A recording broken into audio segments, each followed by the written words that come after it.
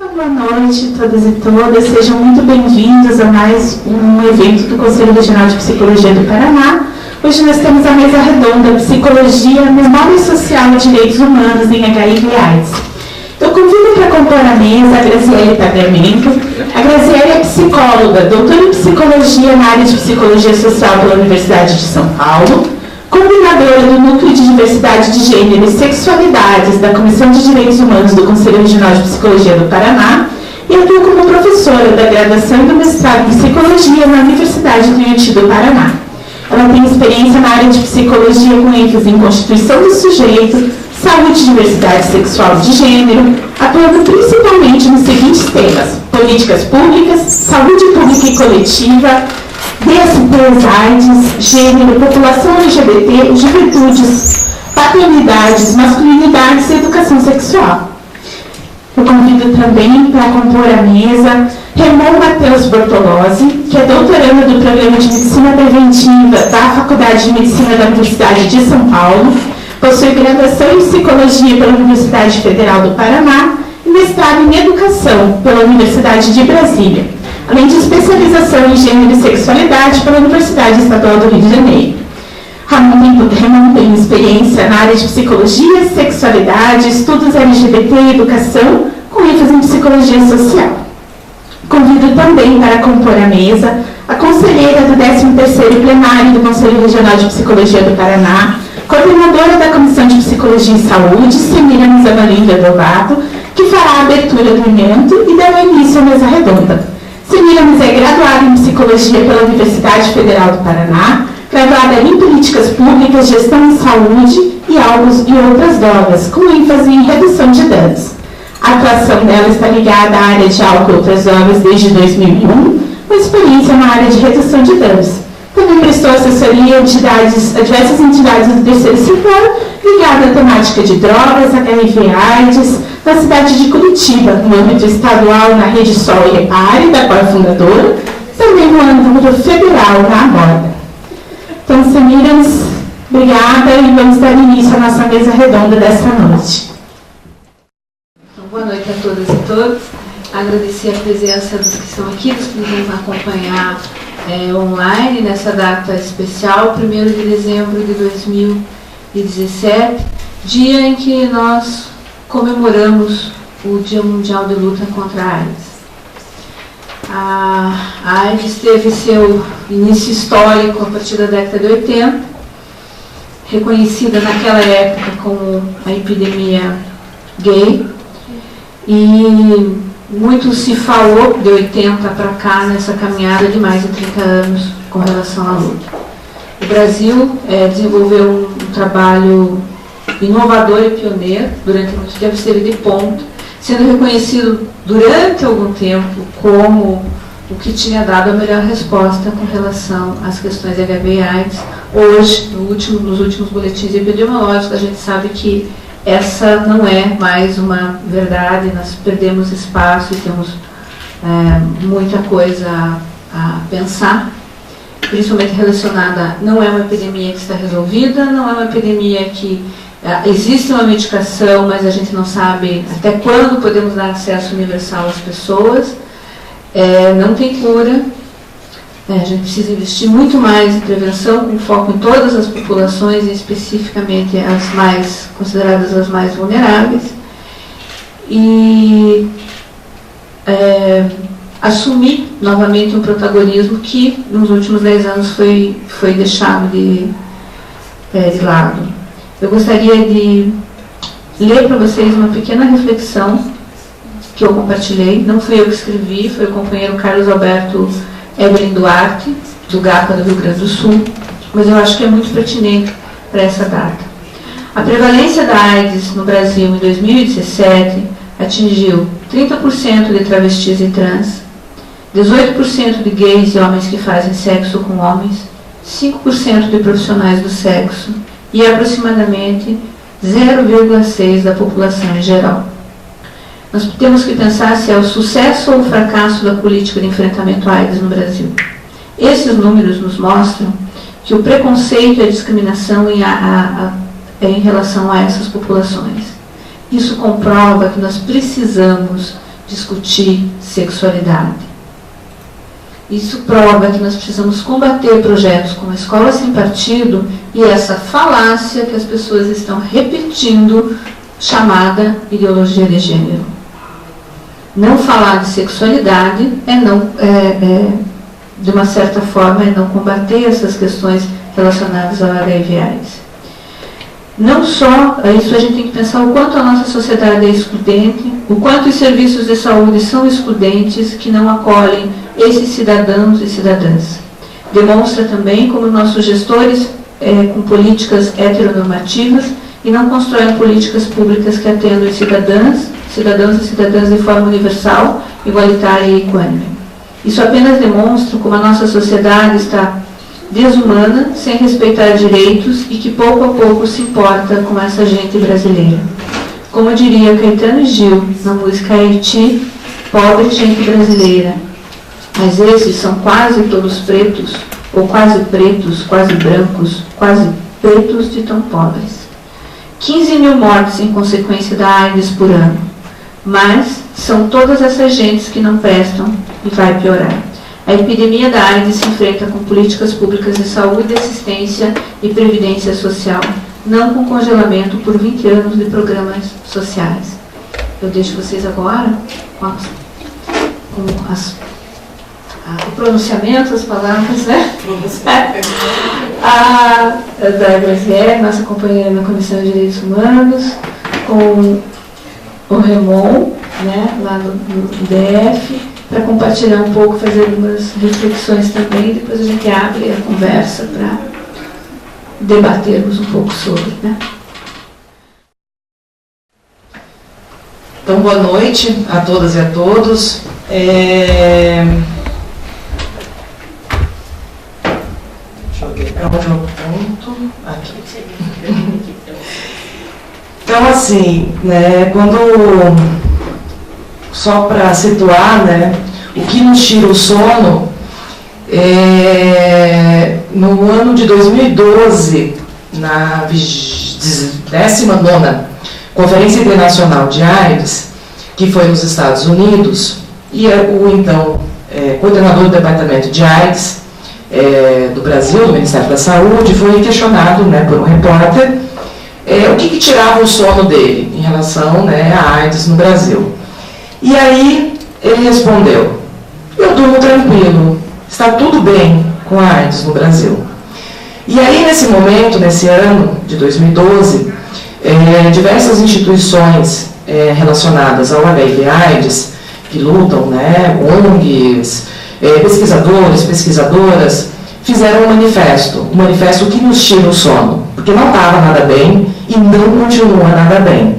Então, por isso, eu vou continuar usando o que nos tira o sono, porque continua nos tirando o sono.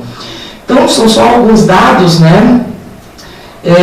Mas que, na verdade, a gente tem que estar sempre pensando que são pessoas, não são números, né? Então, assim, a cada 15 minutos, nós temos um novo caso de AIDS no Brasil. Por dia, pelo menos 34 pessoas morrem por causa da AIDS no Brasil. Isso é atual. São dados do último boletim epidemiológico do Ministério da Saúde. E, nos últimos 10 anos, aí entra uma população que a gente chama atenção e que mostra bastante da resposta que a gente tem dado à AIDS no Brasil, que é a população de jovens. Entre os jovens de 15 a 19 anos, mais que triplicou o número de infecções. E entre os de 20 a 24, dobrou, sendo que a gente tem uma tendência à redução nas outras faixas etárias e entre os jovens vem aumentando de forma assustadora. E aí, na 20ª Conferência de AIDS, nas diversas mesas, né, que tiveram, foi se discutido, né, essa questão dos jovens. Os jovens circularam bastante, foram, né, motivo de muita discussão. Por quê? Porque no mundo, as mortes por AIDS entre adolescentes cresceram 50%. Os jovens estão morrendo, gente. Os jovens estão morrendo no Brasil e no mundo.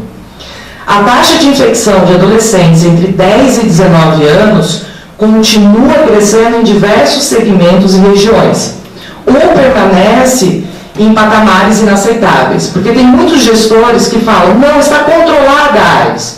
Aí você vai ver o número, como que está controlada se está a 42 mil pessoas estão morrendo por ano por conta de AIDS. Ou são níveis assustadores. E isso nos impede de atingir uma geração livre da AIDS, que era uma meta que se tinha em 2012. Se ainda em 2016, né, que quando foi o boletim, a gente continua aumentando, então essa meta de que teremos uma geração livre de AIDS está bem longe de acontecer. E aí, entre as causas, viu-se o quê? O investimento precário, que foi o que a Sema falou, né? Poucos recursos e aplicados de modo ineficiente. O pouco recurso que se tem está sendo aplicado de uma forma não eficiente. E, com isso, perde-se a oportunidade de uso de perspectivas baseadas nos direitos humanos que possam gerar intervenções que comprovadamente tenham impacto e assegurem o acesso à prevenção dos adolescentes. E agora, com 20 anos de congelamento, tudo tende a piorar. E as respostas nacionais não têm acompanhado a especificidade da epidemia adolescente entre os jovens, o que dificulta o monitoramento das ações e do seu impacto nesse grupo. Depois eu vou falar um pouquinho mais dessas formas de intervenção, de prevenção. E aí os riscos de infecção, né, ao HIV entre os jovens são maiores quando estes têm uma trajetória de socialização marcada pela violação de direitos. Isso é uma informação da UNAIDS, que é o órgão da ONU voltado às questões de AIDS. Situações agravadas quando vivenciadas por pessoas LGBTs, por exemplo, que aí reflete os números que a Sema estava dizendo no Brasil, e reflete nos dados de incidência de HIV entre essa população. Por quê? Porque quando a gente viola o direito à saúde, o direito à educação, o direito ao trabalho, o direito de viver das pessoas, a gente contribui para que essas pessoas sejam as mais atingidas pelo HIV/AIDS. Então, nos últimos 10 anos, a gente teve um aumento, né, entre os HSHs, tinha-se 35,3% em 2006, passou para 45,4% em 2015. Numa pesquisa entre travestis e transexuais, das transexuais, 100% afirmaram estar fazendo o tratamento da sífilis e 80% das travestis também estavam fazendo esse tratamento. E 25,9% das travestis relataram co-infecção, que é quando existem duas infecções juntas, né, de tuberculose com HIV. Em outro estudo que foi feito no Rio, 31,6% das participantes, das travestis e transexuais que participaram do estudo, eram HIV positivo. Isso é um número muito alto, muito assustador. Eu coordenei desde o ano passado, final de 2015, a gente teve a pesquisa, começou-se, né, terminou agora a parte de campo da pesquisa DIVAS. O Xavier está aqui, foi pesquisador aqui em Curitiba. Foi a primeira e maior pesquisa relacionada a HIV/AIDS entre a população de travestis e transexuais. Foi realizada em 23 estados do Brasil, aqui em Curitiba foi um dos locais. A amostra chegou a mais de 4 mil pessoas no Brasil inteiro, para que a gente possa ter um levantamento do que vem acontecendo. E o interessante é que o próprio questionário foi construído de uma forma que foge dessa visão estereotipada e de comportamento de risco. Que comportamento de risco é algo que também, desde a década de 90, não se trabalha, vem se buscando não se trabalhar, porque tem pessoas que trabalham com isso, né? Mas o que o Ministério da Saúde adotou foi o quadro da vulnerabilidade dos direitos humanos. E comportamento de risco você foca como se o indivíduo fosse o único responsável pela sua infecção. E esse questionário, tinha quantas perguntas, Xavier, você lembra de cabeça? Não vou lembrar, mas ele levava em média 1h30 para fazer. E tinham questões desde violência sofrida em casa, na rua, acesso aos serviços de saúde, a políticas públicas, às instituições. Então, né, só aqui em Curitiba, eu não posso compartilhar os dados ainda, porque eles são de propriedade ainda do Ministério da Saúde e ainda não há tanto interesse na divulgação, mas eram assustadores, que a gente ia vendo, né, os resultados, porque era oferecida a testagem para a pessoa que participava. Assustador. Eu posso dizer que é maior do que esses dados que estão aqui. Isso ainda não reflete o que de fato tem acontecido. E aí, diante desses números, né, que tem aumentado, que não está nada tranquilo, que não podemos dormir tranquilamente, nós temos hoje, atualmente, no Brasil, uma política que é baseada no modelo biomédico, que é o testar para tratar. Então, você testa, você trata, e a pessoa com a carga viral zerada, ela não transmite o HIV. Isso é verdade, gente, não transmite. A pessoa que está com a carga viral indetectável, esse nomezão, ela não transmite o HIV. Mas nós não podemos esperar que a pessoa vá testar. Nós temos um outro campo de prevenção anterior a isso. Por essa lógica, né, nós temos que transar menos, fazer o teste e, se der positivo, buscar o serviço de saúde e iniciar o tratamento imediatamente. Mas nós não falamos mais de sexualidades, de gêneros e de práticas sexuais, como já falamos bastante no Brasil. E aí, com isso, nós temos o quê? Um aumento do conservadorismo, escola sem partido, que gera o quê? Um aumento de AIDS. Se a gente não falar sobre sexualidade, sobre gênero e sobre prática sexual, falar transe menos, não vai adiantar. As pessoas transam, gente. E falar sobre sexualidade e gênero, isso é comprovado em diversas pesquisas. Vai sair um livro agora de uma pesquisa que a gente fez para o Ministério da Saúde, para a OPAS e para a Unesco, com jovens estudantes, e aí a gente estava avaliando intervenções que a gente estava fazendo em escolas. Quando a gente discutiu com eles sobre sexualidade e gênero, a idade de iniciação sexual foi lá para cima. Então, a média nacional é 15 a 16 anos que se inicia a vida sexual. Quando se discute sobre essas questões, é mais tardia a iniciação sexual, diferentemente do que se acredita de que vamos falar de sexualidade, os alunos vão sair, os jovens vão sair transando por aí.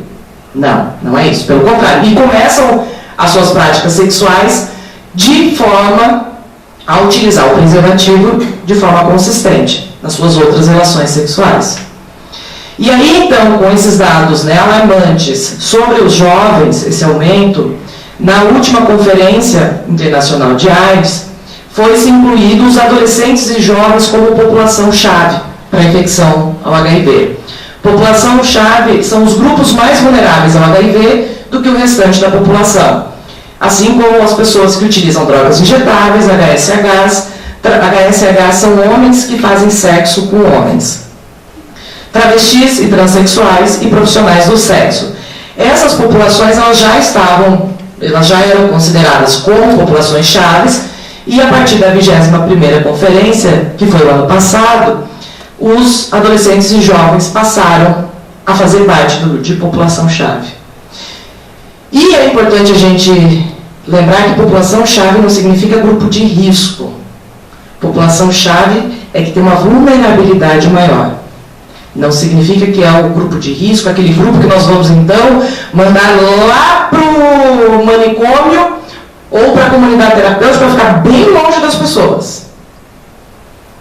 Sim, as comunidades terapêuticas, já vi recebendo várias pessoas soropositivas por serem soropositivas. Isso não é uma questão de internamento, né? E aí, né, quando a gente pensa numa abordagem direcionadas, embasadas nos direitos humanos para a saúde, elas postulam, né, que o aumento da violação ou negligência de direitos resulta em um maior sofrimento psicossocial, morbidade e mortalidade. Então, quanto mais direitos são violados, maior o sofrimento psicossocial e a mortalidade e a morbidade. Então, nós temos, portanto, né, uma explosão de epidemia global em jovens e em jovens gays, travestis e transexuais. Por quê? Porque é uma população que tem os seus, historicamente, mais os seus direitos violados. E aí, então, nós precisamos entender melhor como os jovens de diferentes contextos socioculturais, ou seja, temos que levar em conta raça, etnias, expressões e identidades de gênero, orientação sexual, classes sociais, entre outros fatores, né, respondem aos discursos de prevenção, incluindo o tratamento. Não dá para eu sair fazendo prevenção como se todo mundo fosse igual, todas as populações fossem iguais. Cada contexto requer uma prática diferente nossa, enquanto profissionais de saúde. Então, as ações não podem ser pautadas em noções de uma fase da vida marcada por hormônios ou em uma vulnerabilidade natural, de uma presumida fase universal. Todo adolescente se sente um herói. Todo adolescente é irresponsável. Todo adolescente é confuso. Não tem esse discurso na psicologia? Tem, gente. Tem bastante. Só que o jovem negro vivencia de uma forma diferente a sua vida do que um jovem branco.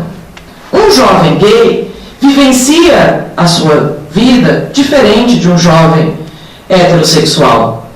A vivência é diferente.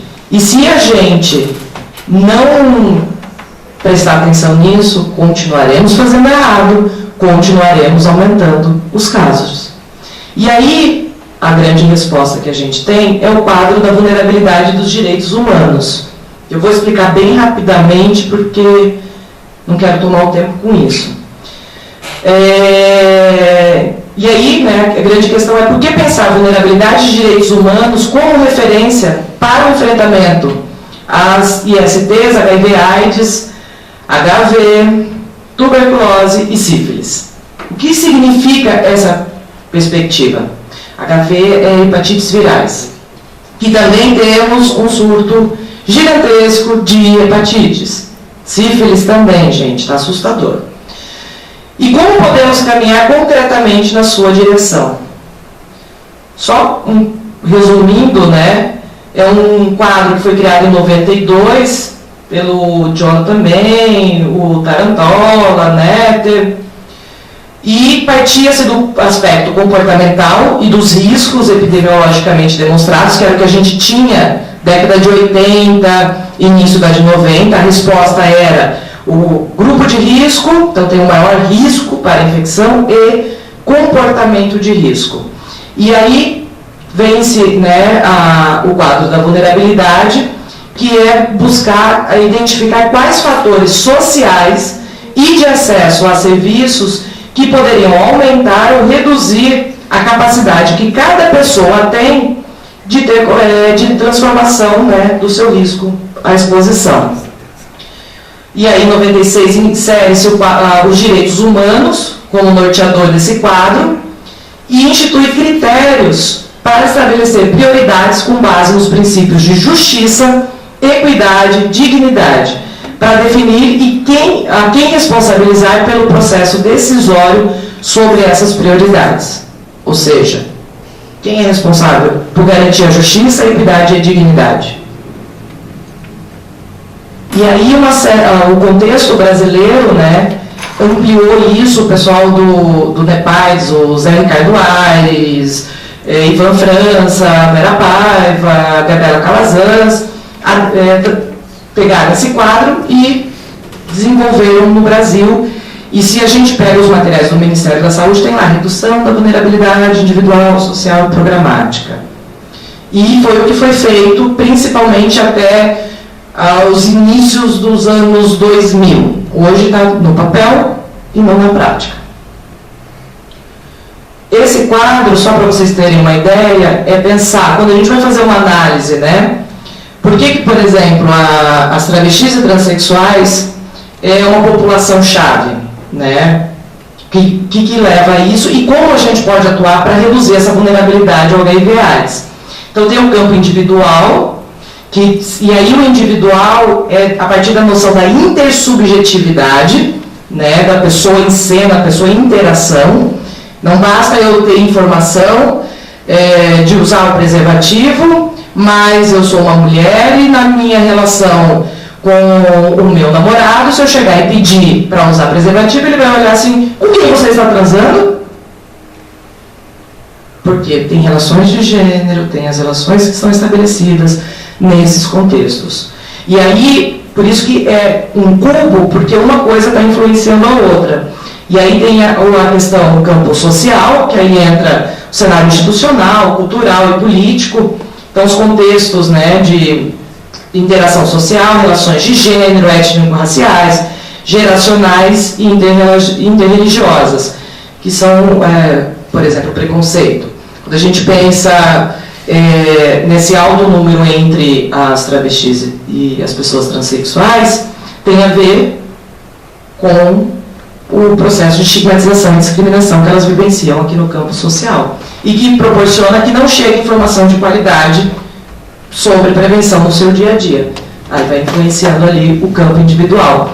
E aí nós temos o campo programático, que são os cenários que têm a ver com os serviços, as políticas, serviços de saúde, de educação, o quanto os programas, as políticas e os serviços, de fato, eles proporcionam a manutenção da vulnerabilidade, o aumento da vulnerabilidade ou a diminuição da vulnerabilidade.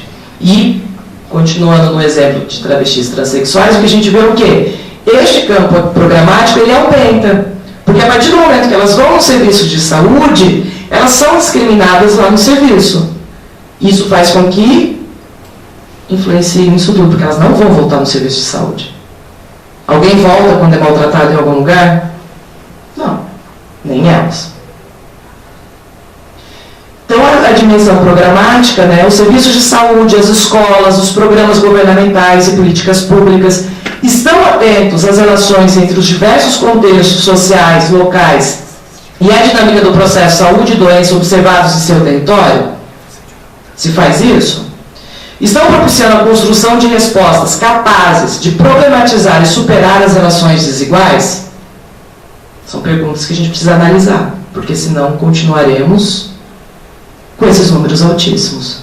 É preciso saber como as políticas e instituições, especialmente aquelas de saúde, educação, bem-estar social, justiça e cultura, atuam como elementos que reduzem, reproduzem ou aumentam as condições de vulnerabilidade dos indivíduos em seus contextos. Por isso que esse cenário todo que a Sema estava falando no início é importante. Da escola sem partido, de projetos que vão para a Câmara de Vereadores, na Câmara dos Deputados, STF, enfim, para reduzir os processos de discriminação contra as pessoas LGBTs, por exemplo, não são aprovados. Isso faz com que o quê? Aumente as condições de vulnerabilidade. E aí, né, como horizontes de enfrentamento, né, a esse cenário, para onde a gente quer ir, né? Desde 1990 foram desenvolvidos programas de educação sexual a partir do quadro da vulnerabilidade dos direitos humanos aqui no Brasil, usando perspectivas construcionistas sobre sexualidades e que foram inspiradas nas teorias de gênero e nas experiências locais, né, de cada contexto. Imagina, gente, década de 90 a gente tinha isso no Brasil. Tinha escola que tinha a disciplina curricular de educação sexual. Eu dei aula numa disciplina dessa no ensino médio. Vocês acham que hoje seria possível algo parecido, parece assim, que o que era de antigamente é atrasado. Não, gente, nem sempre.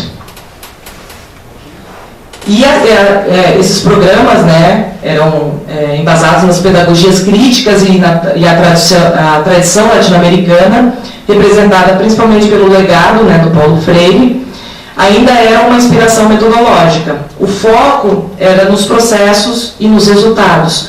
Não em contraste às metodologias que se tem buscado hoje, ainda focadas em resultados, como o uso de preservativo. Aqui, nessas metodologias, não é o foco a pessoa usar o preservativo. Isso é também, mas é mais importante o quê? O processo de autonomia do sujeito sobre a sua vida. Porque com a autonomia, a pessoa pode escolher qual é o método, por exemplo, que melhor se adequa a ela. Tem pessoas, por exemplo, que o melhor que se adequa é a PrEP. Já ouviram falar da PrEP? Profilaxia pré-exposição ao HIV. A PrEP é um medicamento, desde o início do ano, no COA, aqui de Curitiba, em fase experimental, tem sido disponibilizado às pessoas. Então, a pessoa faz uso do medicamento de forma contínua e, com isso, ela pode transar sem preservativo. Lembrando que vai estar ainda correndo risco a sífilis, as outras ISTs. Mas, para algumas pessoas, é a melhor forma que vai se ter. Então, o foco é o melhor para a pessoa, né, dentro das suas condições. Em 2013, né, diante dessas mudanças do cenário político, que a gente passou a não poder mais, né, falar em gênero, é capaz de a gente ser queimada ali fora daqui a pouco, melhor não falar. Mas, em 2013, foi uma pesquisa nacional, ela foi realizada em algumas cidades do Brasil, e mesmo diante desse cenário político, uma abordagem baseada no multiculturalismo dos direitos humanos para a educação sexual foi desenvolvida e implementada. Essa que eu estava falando antes, junto com os jovens, da diminuição, que aumentou, né, a idade, e entre outras coisas que a gente conseguiu com essa pesquisa também. E esses estudos mostraram que uma intervenção com essas bases é aceitável pela comunidade, independentemente da religião e de outros obstáculos políticos e sociais assumidos. Então, o que a gente fez bastante? Primeiro que a gente chegava nas escolas, as pessoas olhavam assim, não vamos falar sobre sexualidade e gênero aqui. Aí a gente foi construindo todo o processo, a gente chamou de processo de consentimento, porque os pais participaram de todo o processo, desde a construção de como seria a pesquisa, de como seriam as intervenções, de tudo. E sempre trazendo a questão dos direitos humanos, de que agora, calma, me perdi.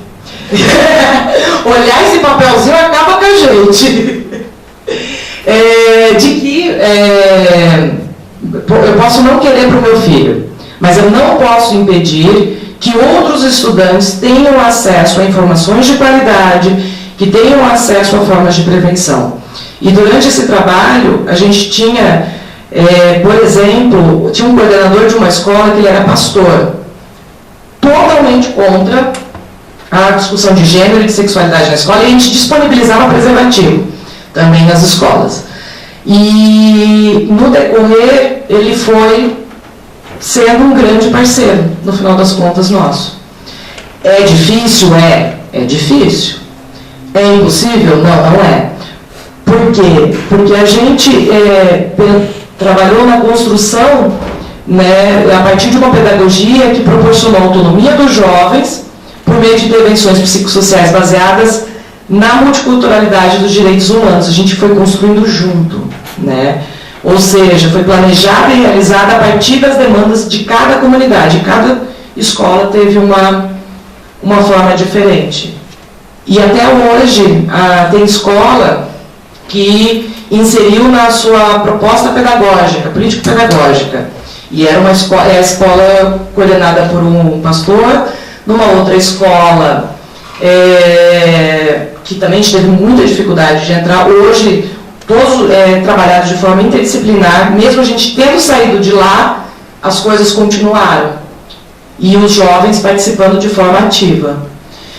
Então, as novas tecnologias de enfrentamento, né, essas novas tecnologias PrEP, PEP, o tratamento, tratar para testar e tratar, né, que também é uma forma de prevenção, elas somente são possíveis com serviços de saúde e educacionais públicos de qualidade e inclusivos. Porque senão de nada adianta todas essas tecnologias, porque nós temos tecnologias para prevenir, e muitas, mas se os serviços eles não são de qualidade e não são inclusivos e não são universais, públicos, de nada adianta essas tecnologias todas, pois elas não vão atingir as pessoas e vão continuar discriminando e aumentando com isso entre a população LGBT e de jovens. Só para finalizar, é um trecho desse manifesto que eu falei no início para vocês, que diz assim: é preciso ousadia para formular políticas que efetivamente ofereçam à população condições para se proteger da infecção e do adoecimento por AIDS, respeitando a autonomia das cidadãs, reduzindo vulnerabilidades e assegurando direitos. É preciso ousadia para redirecionar os esforços para o enfrentamento da epidemia nas populações mais expostas ao risco de infecção, articulando-as a ações para a população em geral. É preciso, em síntese, ousadia para rever a resposta brasileira à epidemia de AIDS, superar antigos pressupostos e adotar novas práticas, recuperando os princípios essenciais que fizeram da resposta brasileira um exemplo para o mundo. Já foi, um dia. Então, na luta contra a epidemia e em defesa dos direitos humanos, aprendemos que todos somos partes da solução. Todos nós somos partes dessa solução. Mais do que dormir e sonhar, queremos construir as muitas mãos as condições para que no Brasil, a quarta, aí já coloquei entre parênteses, quinta, talvez, década de AIDS, possa ser a última, que é isso que a gente espera chegar. Então, em síntese, né, quanto mais estigmatização e discriminação, quanto mais conservadorismo e escola sem partido, mais vulnerabilidade ao HIV/AIDS teremos e mais mortes pela AIDS teremos no Brasil. É isso, gente. Muito obrigada. Mas é bom continuar ela, até porque eu me aprofundo e uso de tudo que ela utilizou desse quadro para falar. Ela trouxe o conceito de epidemia, mas eu vou utilizar um pouco diferente, o conceito de epidemias. Hoje a gente tem várias epidemias de HIV/AIDS. Né? Os grupos e comunidades que são, hoje em dia, têm alta prevalência, são afetados, estão em vulnerabilidade, têm formas diferentes de como ter esse impacto, seja na mortalidade ou não só na morte, mas nas mudanças nas próprias culturas sexuais e as formas de viverem os corpos. Então a gente vai ter uma epidemia entre jovens, diferente entre jovens homossexuais, entre jovens mulheres negras, entre profissionais do sexo. Aqui eu trago um pouco a ideia de memória LGBT, muito amparado no campo da psicologia social e dos estudos LGBTs, para pensar como está essa epidemia e quais estratégias a gente tem de enfrentamento a partir de uma posição enquanto um LGBT, um ativista militante LGBT que está no campo de pesquisa também. É importante colocar que, apesar dos dados serem alarmantes, eu estou hoje em São Paulo, né, no doutorado em Medicina Preventiva da USP, e as pesquisas de lá, principalmente no centro de São Paulo, com HSH, são muito mais preocupantes. Dados de 2012, que já aumentaram hoje, mostram que 15% dos jovens que moram no centro de São Paulo, que são gays, que têm uma identidade de gays, vivem com vírus. 18%, ou seja, 1 a cada quase 5, estão com sífilis. A gente tem um quadro muito mais intensificado por questões de culturas sexuais e vivência da própria eroticidade do corpo ali. E enfrentando nesse panorama, a vulnerabilidade que é colocado, né, sobre a sexualidade é dado de diversas outras formas para além da escola sem partido. Vale rememorar que a gente está num cenário, por exemplo, onde a gente tem censuras de campanhas de prevenção, como ocorreu em 2002 e 2013, relacionadas a profissionais de sexo e gays. Isso censurado dentro do Ministério da Saúde. Além disso, a gente não pode se esquivar também de colocar que há uma discussão amplamente no meio público de criminalização da transmissão do HIV, afetando diretamente a estigmatização de pessoas que vivem com o vírus. Então, a questão de hoje em dia a gente ter respostas centradas na biomedicina, e é emblemática a UNAIDS trazer como proposta o programa 90-90-90, que fala que até 2020, para a gente já viver o fim da AIDS, e colocar nesse nome o fim da AIDS, seria você conseguir detectar, ou seja, achar 90% das pessoas que vivem com o vírus. Dessas 90 pessoas, 90% terá adesão ao tratamento, e desse tratamento, 90% dessas pessoas terá a carga viral reduzida, a zerada.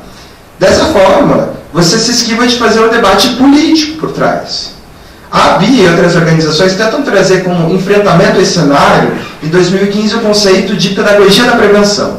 Ou seja, colocam dentro do quadro de direitos humanos, né, do quadro de vulnerabilidade de direitos humanos, a questão principalmente, primeiro, do direito público à saúde e à prevenção, entendendo isso como um direito social, e além disso, a questão central no Brasil do sujeito de direitos. O que quer dizer mais, em outras palavras? Que a pessoa tem autonomia de escolher qual o melhor processo de prevenção ela quer escolher, optar, frente às várias tecnologias. Mas isso não é livre escolha, isso também tem a ver com escolhas comunitárias, tem a ver dentro das comunidades LGBTs, o como ocorreram essas lutas, o como ocorreram essas estratégias, quem já vive com o vírus, quem teve suas práticas sexuais, suas identidades estigmatizadas e deram respostas. Por isso, dentro desse panorama, a gente coloca a memória como uma das estratégias para pensar, hoje, quais as respostas não jovens individuais, sozinhos, mas dentro de suas comunidades e dentro das suas particularidades, enquanto pessoas, escolhem e têm possibilidade de escolher o melhor tratamento. E aí eu pergunto, quem de vocês conhece a história e a memória da epidemia de HIV/AIDS no Brasil? A gente sempre reproduz isso, ou rememora, é uma das melhores respostas, mas quem conhece essa história? E essas histórias sendo contadas a partir de quem? Se a gente tem várias epidemias, a gente tem várias narrativas e várias histórias. Hegemonicamente é contado via saúde. Por isso eu tento trazer a questão da memória LGBT para contar a partir da visão de uma outra comunidade. Uma comunidade que dialogou com a saúde, mas várias vezes também confrontou ela e teve desacordos. E através disso a gente tentar trazer uma resposta, a partir da psicologia social, de uma resposta comunitária. Uma das grandes aprendizagens que, se a gente for ver a estruturação da resposta à AIDS, no meio da década de 80, na etapa de redemocratização, teve de grande sacada foi ouvir essas comunidades mais atingidas. Entender que a saúde não dá respostas, e a resposta epidemiológica foi falha, mas de conhecer como essas culturas e como essas pessoas podem responder e trabalhar junto. Né? Então, de certa forma, eu vou fazer esse recorte via memória LGBT. Desculpa. Uma das primeiras questões que eu trago, o que é memória? Né? A gente está no 1º de dezembro aqui celebrando a luta contra a AIDS, mas o que a gente trabalha com memória? Por que dia 1º de dezembro é o dia de combate à AIDS? Por que essa fitinha vermelha é colocada para todo mundo? O que isso simboliza ou significa, monumentaliza para a gente hoje, seja vivendo com o vírus, seja combatendo, seja com profissional de saúde? Por que a gente está reunido aqui? Em várias línguas a gente vai encontrar, inclusive, essa memorialização. Isso é uma forma, na verdade, trazida principalmente via Assembleia Mundial da Saúde, dia 1º de dezembro, como forma simplesmente de registrar as perdas e a necessidade de luta. Ou seja, vindo de cima, de certa forma, uma memorialização que vem de profissionais de saúde e que hoje em dia é colocada como praticamente uma agenda programática dos Estados. E o lacinho é colocado de 91 via cultura dos Estados Unidos, traçado basicamente o vermelho em simbolização ao sangue, que é extremamente colocado via contágio, e a paixão da luta contra, e é colocado como memória, era dado para os soldados da Guerra do Golfo, então como grandes lutadores contra o vírus. Isso foi colocado inclusive em várias campanhas de saúde, depois contra o câncer de mama, outras várias, mudando a coloração. Mas não é dessa memória que eu quero falar não é uma memória tão institucional. Eu vou partir da ideia de memória LGBT para a gente falar o porquê as comunidades LGBTs utilizaram da memória como estratégias de luta, estratégias de efetivação de direitos e estratégias de diálogo com o Estado. Lembrar dessa memória é voltar à década de 80, que é quando se dá o boom da epidemia, e tentar entender o que estava acontecendo naquele momento. Em um cenário onde já foi colocado de propagação da peste ou do câncer gay, onde basicamente em todos os espaços, nossos corpos, nossas sexualidades, nossos desejos eram a própria doença. As pessoas não encostavam, eu falo enquanto LGBT, nos nossos antepassados. Era possível, teoricamente, você pegar a AIDS via contato no ar. E de certa forma eu adoro essa capa da manchete que traz no meio das Miss Brasil da época a epidemia do câncer gay. Ou seja, nada acontece no Brasil que não seja contra os gays, né? E é emblemático também trazer o Herbert Daniel, que é um ativista viado que lutou contra a AIDS. Ele traz sempre o primeiro impacto que ele teve na primeira notícia que ele viu em 83 sobre a AIDS, que falava: peste gay deixa a bichada toda apertadinha. Então, ao mesmo tempo como o estigma foi realocando, brincar com o medo que os homossexuais teriam de viver sua própria sexualidade. Essa coisa do medo e prazer sempre se colocado como uma forma de não falar sobre sexo, né? E lembrando que a AIDS não só afetou homossexuais, mas várias outras categorias também, e cada uma delas deveria e precisa da sua memorialização também. Engraçado trazer, e é importante trazer via imagens, o como era colocado, né? Peste gay já apavora São Paulo. Começa a se discutir a caça às bruxas. Quem vive com o vírus? O que essas pessoas, celebridades, compartilham? Rock Hudson, uma grande celebridade viril, morre em decorrência da AIDS. Cazuza, talvez essa em 1989, é uma foto tão emblemática, porque traz o espírito do momento da década de 80 da mídia, né? Não dos LGBTs. Cazuza, uma vítima de AIDS que agoniza em praça pública. Tudo que existe de resposta é colocado em segundo plano. A grande questão é um moribundo, um morto-vivo, alguém que foi afetado pela peste, né? Uma punição de vida pela sua homossexualidade, coloca e dá sua cara a tapa por morrer do que seria esse câncer. Do outro lado, eu coloco e trago já em 82, na mídia gay, para quem não conhece a Play Gay, a filha do Lampião da Esquina, que é um dos primeiros jornais homossexuais brasileiros, traz na segunda edição, ainda sem nome AIDS, eu adoro isso, uma coluna que ele vai chamar O Câncer da Língua Deles. Esse texto, e é uma coluna da Scarlett Punk, provavelmente nome homônimo, ou de um viado, ou de uma travesti que escrevia nessa coluna. O mais interessante, já em 82, era a discussão das comunidades LGBT sobre o que seria esse estigma, né? O porquê chamar um câncer vinculado a gays? Por que câncer de próstata não é colocado como um câncer viril, câncer para homens, né? O porquê o câncer de mama não é associado a um câncer que afeta mulheres? O como isso já demonstra um estigma. E eu trago o final dessa reportagem para trazer a forma como é escrito, né? Além disso, os tais cientistas dizem que o tal câncer gay pode ser provocado por uma certa infecção causada pelo abuso de sêmen. Como, minha senhora, não existe derramamento de sêmen em relações homossexuais? Só existe derramamento de sêmen em relações homossexuais? Ou os cientistas fazem parte do Zé de Anita Bright e do Tina Staff? Ou ainda não me chama Scarlett, a Punk? O interessante de trazer isso é que eles fazem recorrentemente a crítica do que está se debatendo na ciência e na medicina e trazem através da divulgação, né? Para quem não conhece, a Anita Bright era uma grande militante da direita nos Estados Unidos, que era contra os direitos homossexuais, e a Tina Staff é uma celebridade daqui que reproduzia isso. E o interessante é que eles sempre vão trazer na mídia essa discussão mais atualizada, utilizando dessa ironia do que você está sofrendo, né? Estando estigmatizado. Gosto sempre nas apresentações, para a gente discutir o porquê da memória, trazer essa pessoa, que eu espero que vocês conheçam. Eu sei que a maioria dos meus irmãos herês, jovens homossexuais, viados, né? Ou bichas, ou gays, como eles preferem se chamar, não conhecem. Alguém conhece aqui?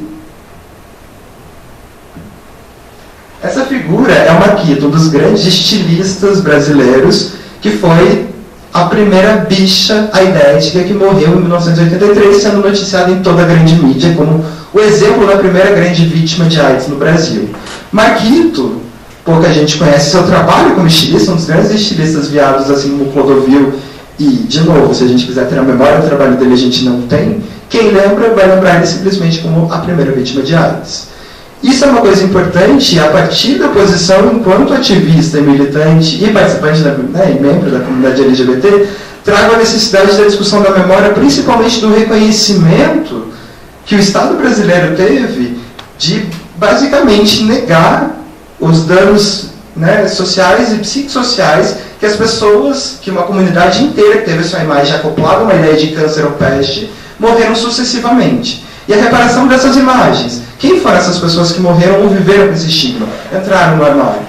Isso é uma discussão que até hoje a gente não trabalha, né? A questão de reconhecimento e reparação histórica mesmo dessas figuras. E não só através disso, a memória LGBT, seja fora ou não, se confrontou contra essa imagem da mídia, contra essas imagens criadas, né? Nos Estados Unidos a gente conhece bastante a organização Black Chub, mas no Brasil pouco se debate sobre as iniciativas, né? O livro do Herbert Daniel e da Leila, em 1983, já debatia sobre como a AIDS afetava homossexuais. Em 1983, também, no boletim Xana com Xana, um dos primeiros boletins lésbicos do Brasil, já tinha debate sobre como os homossexuais se informam sobre a AIDS e se rebelam e fazem essa informação em comunidade. E esse é o cartaz colocado, feito pelo Darcy Penteado, o primeiro cartaz de prevenção. Ele é um dos maiores artistas plásticos gays, fez a primeira exposição homoerótica em 1948 no Brasil. Esse cartaz é de 85. Pouco a gente conhece sobre ele, sobre esses ativismos. Outra estratégia utilizada tanto fora como aqui para a memória, como a memória foi colocada como instrumento de ativismo, de resposta, já que o Estado não está vendo, foi utilizado as colchas de retalho. E as colchas foram uma estratégia extremamente interessante de entender a diversidade de pessoas que vinham morrendo com o vírus, né? Quem eram essas pessoas afetadas? Então, você pegava praticamente cada pessoa que faleceu, que virou purpurina em decorrência, né, do vírus, e começa a trazer retalhos sobre a vida dela, né, como foi a vivência dela.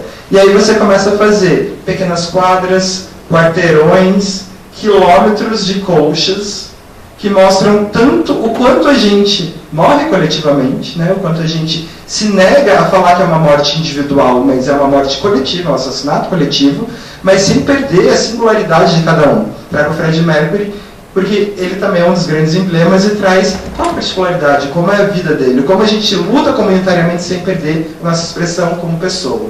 Outra estratégia utilizada foi a de vigílias, né? Durante toda a década de 80 e 90, o principal, a negligência com as mortes, trouxe em todo mundo, essa é uma foto na Tailândia, inclusive, de registrar os mortos através de falar que essa morte tem que ser celebrada em comunidade. Nossas perdas não é a morte de uma pessoa, é a morte de um outro viado, é a morte de uma outra travesti. E a gente tem que viver isso como um luto comunitário. Demonstrar essa vigília é trazer, principalmente para o Estado e para a própria sociedade, de falar, a gente está organizado e a gente quer velar esses corpos que todo mundo quer apagar, que quer falar que não existe e que estão morrendo simplesmente por acaso de um adoecimento de um vírus. Várias mortes, ou como a gente celebra em comunidade, ou como a gente cria memorializações da nossa coletividade, e principalmente como a gente ensina nossas novas gerações, né? De entender o que toda a sociedade coloca a gente como um outro, como estigma, como um viado que você não deve ser, aquilo que você pode ser e se solidarizar. De entender como meu irmão, meu pai, ou qualquer familiar. Outra memorialização interessante é a ocupação das ruas, né? É interessante, no Brasil, na década de 90, tanto o movimento homossexual se associou com os profissionais da saúde, tem muito protagonismo de psicólogas e psicólogos, da demonstração pública. Esse é um ato feito de solidariedade no Rio de Janeiro, né? É o Cristo Redentor, para começar a colocar a necessidade das respostas estatais. As respostas do Brasil, em São Paulo, existem desde 85, o programa é de 86, nacional, mas mesmo existindo os programas, a luta pelo SUS e pela efetivação e pela qualidade vem sido luta progressiva das profissionais de saúde em associação com os movimentos. E isso é interessante a gente conseguir memorializar e celebrar todo ano com o aval do próprio governo, né? Você ter esse símbolo tão emblemático do poder estatal sendo atravessado pela importância da luta contra a AIDS, com todos os seus símbolos, é interessante. Mas o movimento homossexual não utiliza só de manifestações públicas, né? Outra forma que a gente fala, não de celebração, de registro, mas é criar monumentos, é criar o que a gente quer ver do passado, que é do futuro, ou pensa hoje. Essa é uma obra na França, super interessante, que traz, dentro de um cemitério que fala da morte, né? Literalmente da morte física, traz assim, né, a AIDS, como circula hoje, de 81 até hoje em dia. Mas traz em cima do túmulo, que normalmente não tem pessoa nenhuma, que é o registro da morte, um casal homossexual fazendo sexo. Ao mesmo tempo é uma celebração de falar como a AIDS acaba com a sexualidade, a possibilidade de encontro dos corpos. É interessante pensar, a minha geração, nasci em 86, primeira informação que teve sobre HIV/AIDS, ou sobre sexualidade, ou sobre tesão, ou sobre romantismo, foi: coloca a camisinha. Foi risco. Essa é a primeira informação que a gente tem das possibilidades do sexo e do erotismo. Então, ao mesmo tempo, isso celebra como a gente pensa hoje a vivência da nossa sexualidade no nosso corpo. O como a AIDS atravessa toda a escolha e negociação possível. Interessante também como as marcas LGBTs estão na própria cidade, como a gente lembra a epidemia, não quando vai fazer sexo ou negociar só, mas quem são esses grandes autores, essas grandes figuras e protagonistas da nossa história. Essa é uma obra que tem do próprio Cazuza, e reconhece, né, a luta enquanto vítima, e trago, que eu acho interessantíssimo, em São Paulo, na frente do Copan existe a Praça Darcy Penteado, que é aquele artista plástico que eu falei, que foi o primeiro a fazer campanha. E dentro da Câmara Municipal, esse reconhecimento público, de certa forma, por via de um órgão público, de reconhecer a memória da luta LGBT contra a AIDS, é marcado na cidade.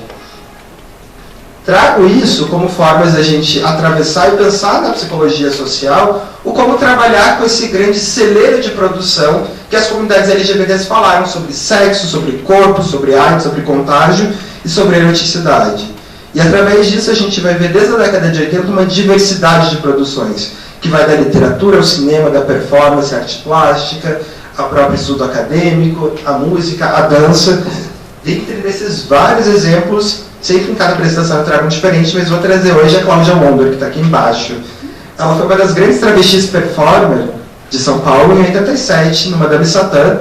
Ela performatizou no auge da epidemia, tirando a roupa e nua, mostrando, né, o próprio sexo, e entrando em uma banheira de sangue, espalhando sangue em toda a audiência, mostrando a questão do contágio do medo, como as pessoas viviam com medo daquilo. E ela falava, de certa forma, como o contágio era contágio para o corpo dela, o medo do corpo dela, enquanto ela estava na ordem de afetar os outros, de contagiar os outros. Essa performance estava falando, quanto mais a AIDS queria nos separar dos outros, a gente ousa brilhar e falar, é aqui que a gente quer estar perto. Além disso, as várias produções na própria mídia LGBT. Algumas contribuições eu trago de atravessar esse celeiro, e principalmente quando a gente trabalha com LGBTs, através de uma visão de identidade e comunidade, é entender o protagonismo e história dessa comunidade, o que elas trouxeram, enquanto epistemologia, enquanto forma de pensar o mundo, o quanto a AIDS foi um propulsor para entender o mundo de outra forma e formar novas estéticas. Um conceito de a gente faz saúde em comunidade, a gente não está só esperando, né, o estado da resposta, a gente quer que ele tenha nosso direito, mas enquanto não dá, a gente aprende, tem coisas que a gente faz sozinho. A questão do sexo seguro e redescobrindo o erotismo, ativismo cultural, que eu falei um pouco acima, arte de cuidado e solidariedade. Vou tentar passar um pouco através disso. A Rose, que é a primeira revista com nu masculino do Brasil, que inicialmente foi feita para mulheres e os gays tomaram conta, traz em 83 já a questão da AIDS. E o interessante é que já traz o circuito de debate internacional que as comunidades LGBTs têm, e sempre associado com a fotografia do erotismo.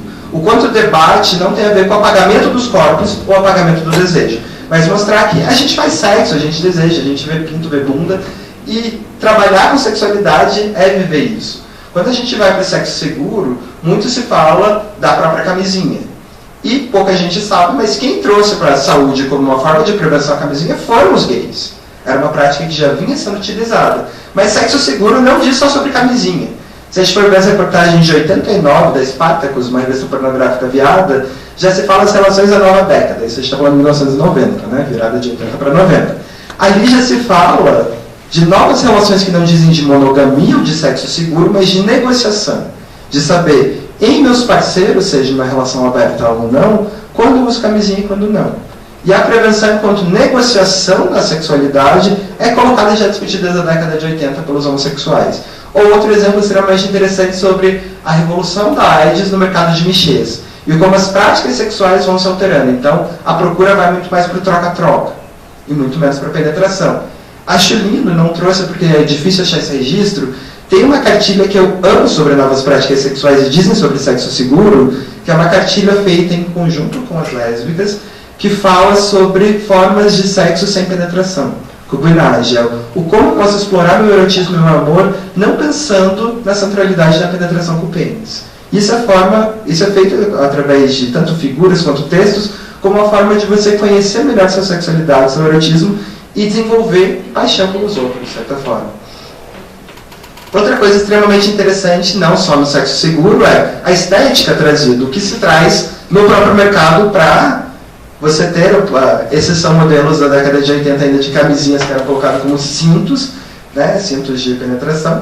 E além disso é interessante colocar os estilos, né, do pênis viril ou uma estética que lembra Tom of Finland para os gays que tinham, né, essa identidade cultural passarem a utilizar. E sempre com a ideia de prevenir é falar sobre minha comunidade, é falar sobre minhas práticas, é falar sobre mim. Não é uma coisa genérica de use camisinha. E pode ser também não use camisinha, né? Interessante, vocês falaram, na década de 90, esse é um livro feito, desenhado pelo Cláudio Mesquita, que é o companheiro da Herbert Daniel, que fala de educação sexual, porque a gente está falando de sexo seguro não só para adultos ou para gays, mas para toda a comunidade, feito para crianças, onde não era um problema você ter cenas de pessoas peladas no desenho, porque as crianças poderiam entender e conseguiriam. Além disso, cenas que tem, inclusive, a própria camisinha, um pênis, feito de outras maneiras para se colocar, e principalmente com mensagem já de solidariedade e contra o preconceito. Isso para trabalho com crianças. Década de 90, a gente acha que a gente avança muito.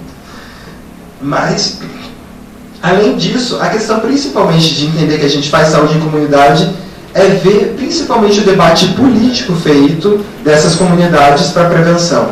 O que eles falam sobre novas tecnologias sendo trazido, o que eles falam sobre estigma e violência, o como utilizar, o como eles começam a falar principalmente sobre o como é viver com o vírus. Então, eu estou vivendo com o vírus, o que eu devo fazer, entender que o cuidado, o autocuidado perpassa uma visão, principalmente na saúde, da gente ouvir a fala da doença em primeira pessoa, ou como a gente convive com o vírus, ou como nossos parceiros vivem.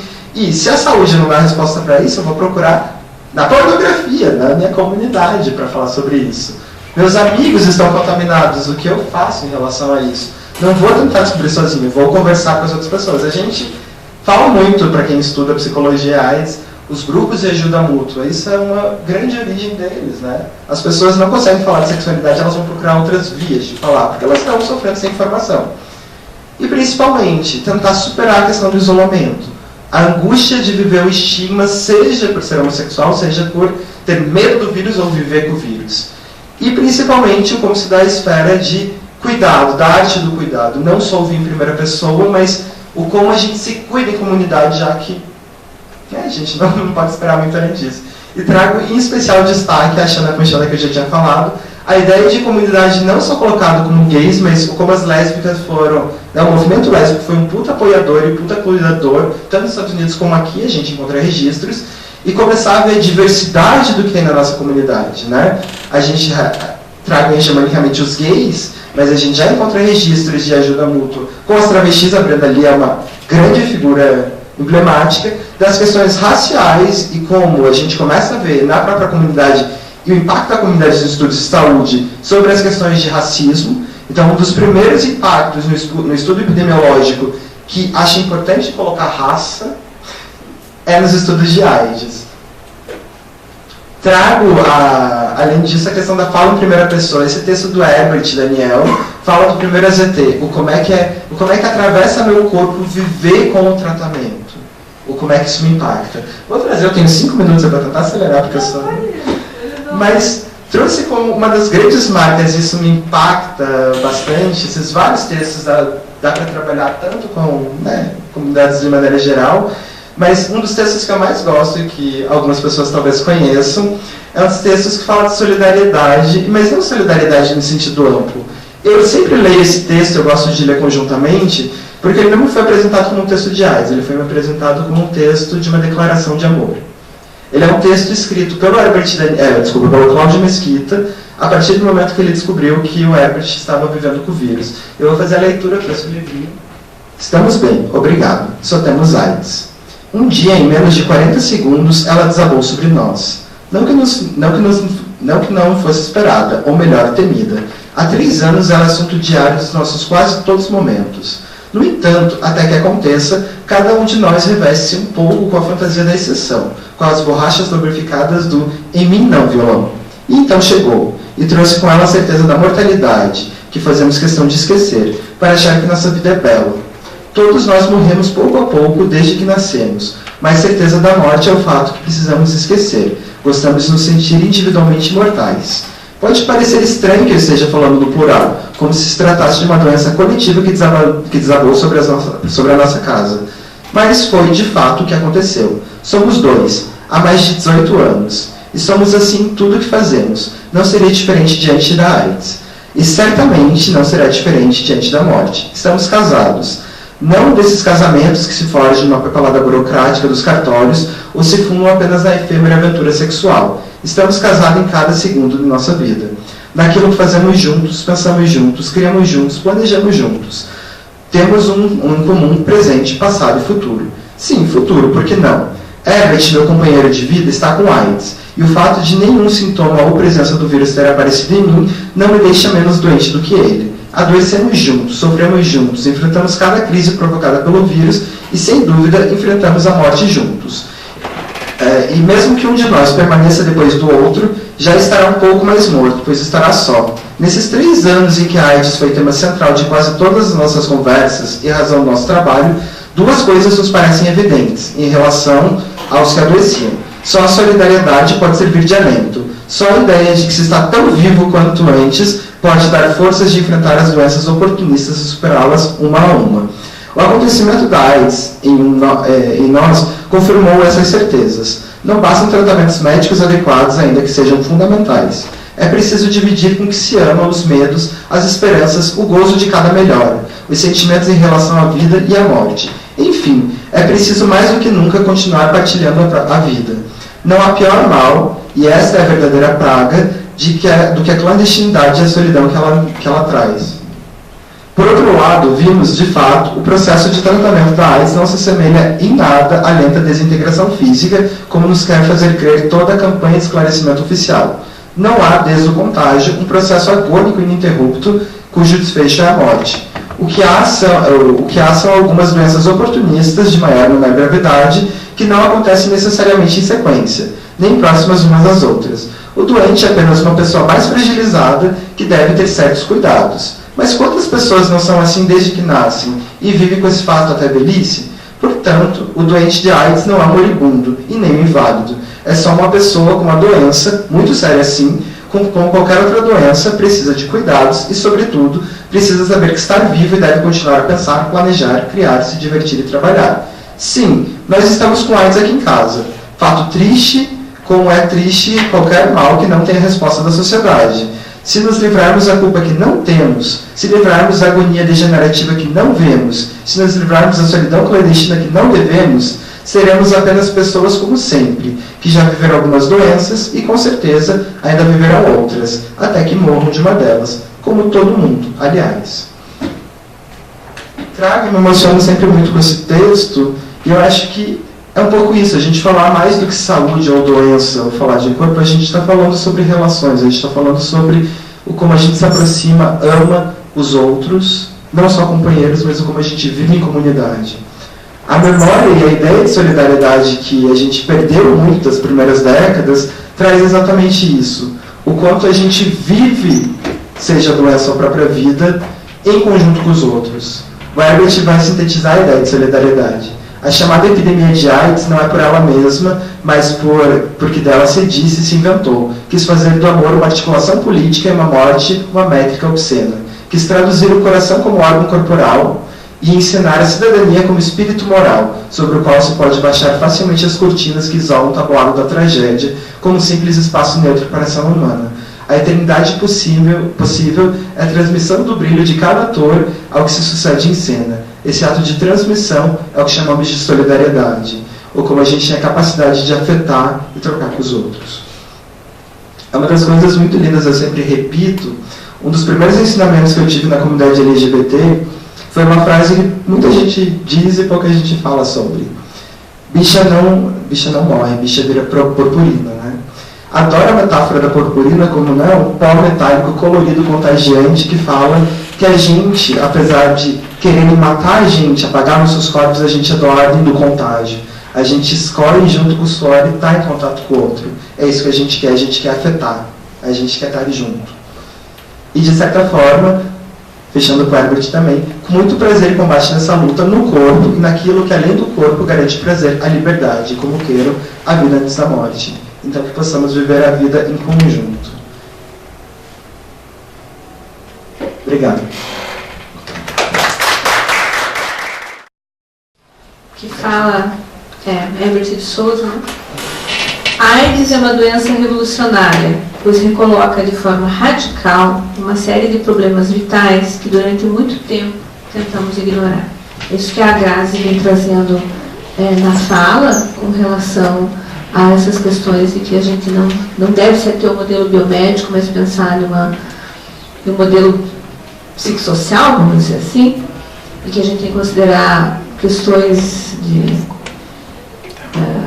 acesso à assistência, moradia, cultura, geração de trabalho e renda, questões de gênero, raça, porque você estava falando, e eu vou fazer um apanhado geral aqui, você estava falando da memória a partir da militância gay, e eu estava lembrando de uma entrevista do Rico da Laçã, falando que é ser uma bicha rapper. Que é isso? Qual é o meu lugar de fala? Ele não é reconhecido como rapper na comunidade rapper, né? Ele é reconhecido como bicha. Na comunidade bicha, ele não é, na comunidade gay, ele não é reconhecido como uma bicha, né? Porque ele é um rapper. Na comunidade que ele mora, ele é, né? Ele diz assim, eu não tenho um locus de identidade. Então isso é uma questão para a gente pensar. Pensando nas memórias, você fez um retrato bacana das memórias da comunidade LGBT, e eu vi da redução de danos. Eu estava pensando nas memórias de usuários de droga e também dos profissionais de sexos, das putas, né? O quanto não se tem muito isso, porque usuários de droga e putas, elas são outsiders, não podem ficar. E o quanto é importante a gente buscar fazer o resgate dessa memória. Eu não sei se vocês chegaram a ver a campanha que o Ministério fez para esse ano, linda, falando de prevenção e uso da camisinha, linda, mas que não traz todos esses recortes, traz um casal, ela fazendo pré-natal, jovens se beijando, alguma coisa assim, muito bonita, esteticamente falando da prevenção, mas não fala nem da prevenção, fala da prevenção, mas fala que viver com AIDS é possível, que tem os remédios. Será que vamos ter esses remédios? Quanto tempo a gente vai ter esses remédios? Será que todo mundo tem acesso a um insumo simples como a camisinha, né? E tem uma outra questão que a gente está observando, o aumento da incidência do HIV entre jovens, e é uma outra população que a gente tem uma dificuldade de acessar nas baladas, né? Então a gente agora vai ter uma discussão na organização NONAIDS para discutir drogas de balada, que é um outro locus, né? Que são jovens que também não estão com esse recorte dessas vulnerabilidades sociais, como nós conhecemos, mas tem outras vulnerabilidades sociais, então o quanto a gente precisa avançar. Eu queria que vocês comentassem um pouco sobre isso e encerro falando assim, que quanto mais conservadorismo, mais mortes em todos os campos. Mortes físicas, mas principalmente mortes sociais. Enfim, essas reflexões nesse dia em especial e com essas pessoas assim, que têm me ensinado tanto há tanto tempo já. Eu acho que primeiro, queria dizer que é muito bom ouvir a discussão da AIDS numa perspectiva de romper com o medo da AIDS, assim, que a única forma como a gente pode lidar com a AIDS não precisa ser necessariamente o medo ou, né, uma perspectiva negativa, mas assim, pensar na possibilidade de vida com a AIDS e com o HIV, né? Acho que é uma mudança de paradigma no limite que acho que nós como psicólogos podemos, enfim, devemos tentar contribuir, assim, né? Como que a gente consegue operar nessa perspectiva no cuidado cotidiano, na intervenção, enfim, cotidiana, nos diferentes espaços que a gente trabalha, como que a gente pode contribuir para a reversão desse paradigma, para uma construção de um novo paradigma que é de que, enfim, as pessoas têm HIV, têm AIDS, e elas continuam vivas, plenamente vivas, 100% vivas, que o HIV/AIDS não tira nenhuma potencialidade de vida dessas pessoas, né? O que tira no limite é a forma, me parece que é a forma com que socialmente a gente entende o HIV/AIDS. E é muito bom pensar a partir da cultura, da memória, enfim, do que a gente já produziu de positivo na relação com o HIV/AIDS, no que é cômico, o que é lúdico, o que é pedagógico, enfim, uma outra perspectiva que não é do medo, de fato. Bom, eu também sou gay, a gente é ensinado a ter medo de transar, a ter medo de fazer sexo. A primeira coisa que você pensa é que você não pode ter nenhum tipo de contato, enfim, uma prática séptica bizarra, assim, né? Então eu queria talvez pedir para vocês falarem um pouco sobre isso, assim, como que a gente como psicólogo pode contribuir para a construção de um novo paradigma, então, em torno do HIV/AIDS. E queria também que vocês fizessem a gente está falando de conservadorismo, né, enfim, de avanço da barbárie e tal, e como isso implica na produção de uma subjetividade, enfim, com muitas questões em torno disso. Mas eu também queria que a gente pensasse no que a gente está vivendo de destruição do Estado, né, e das políticas públicas, enfim. Então, como a Sema trouxe no começo, né, são 20 anos de congelamento dos gastos públicos com políticas sociais. A gente está vivendo um processo de ataque absurdo na política de assistência social, então com o governo apresentando uma previsão de corte de 99,98% para os SUAS, que é bizarro, assim. Depois a gente consegue, né, um pouco diminuir um pouco esse corte, mas ainda é muito grande. Queria que vocês também traçassem um paralelo sobre o Estado, enfim, né, no desmantelamento do Estado, das suas políticas, como que isso implica com a precarização do acesso a políticas de prevenção ou de conhecimento sobre o HIV/AIDS. É isso. Eu acho que tem uma questão, né, que a gente... Isso que o Raymond trouxe, né, dessa memória, dessa história dos movimentos sociais. A AIDS foi, durante algum tempo no Brasil, uma resposta modelo, porque teve justamente essa junção, né, movimento social, os profissionais que estão lá na ponta, as pessoas que estão vivendo, junto com gestão, junto com a academia. Por isso que deu certo, né, durante algum tempo. Mas, com algum tempo, desde 2012, 2013, as ONGs, os movimentos sociais começaram a sofrer cortes muito grandes no Brasil. E um dos princípios básicos, né, do SUS e das políticas públicas que a gente tem no Brasil, que é o controle social, que vem com a Constituição, né, a participação social, o controle social na construção das políticas, a gente passou a perder. E com isso a gente foi perdendo também o controle, né, dessas políticas, da implementação dessas políticas, e o que de fato essas políticas deveriam fazer para atingir as pessoas que delas eram, vamos dizer, objeto, né, a quem se destinava. Com isso a gente começou a perder, e isso vem junto com um aumento do fundamentalismo muito grande. A bancada fundamentalista, religiosa no Congresso começou a barrar vários projetos, né? Durante algum tempo, muito dinheiro público foi jogado fora, muitas pesquisas foram feitas, muito material foi feito, de qualidade, e todos foram jogados fora, porque não podiam chegar às pessoas. E aí, esse conservadorismo, ele vem junto com um contexto neoliberal muito grande. E essa questão comunitária, ela vai se perdendo lugar para o individualismo exacerbado, né? Então, você é responsável por dar conta. A vida é tua. E com isso, voltamos àquele modelo anterior do comportamento de risco, Você que transou sem camisinha. Eu disse que você tem que usar camisinha. Você não usou, a culpa é tua. Né? Passa longe da solidariedade.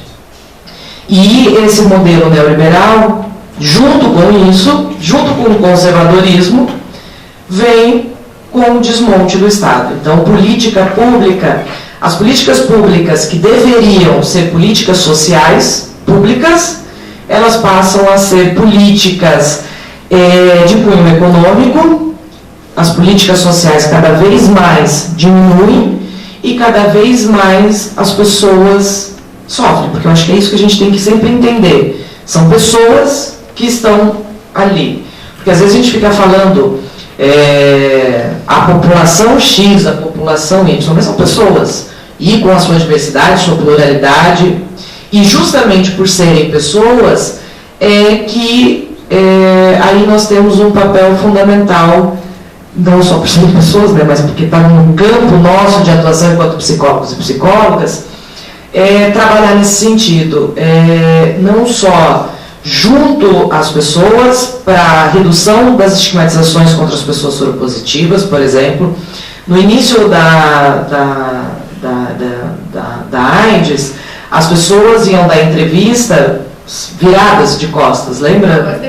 Com a voz de pato e viradas. Não tinha cara, não tinha rosto.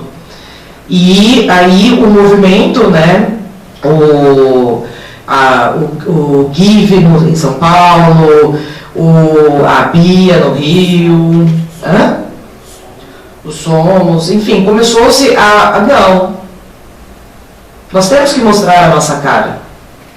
Nós somos pessoas para ressignificar, né, todo esse estigma que se tinha e que ainda se tem em relação às pessoas soropositivas.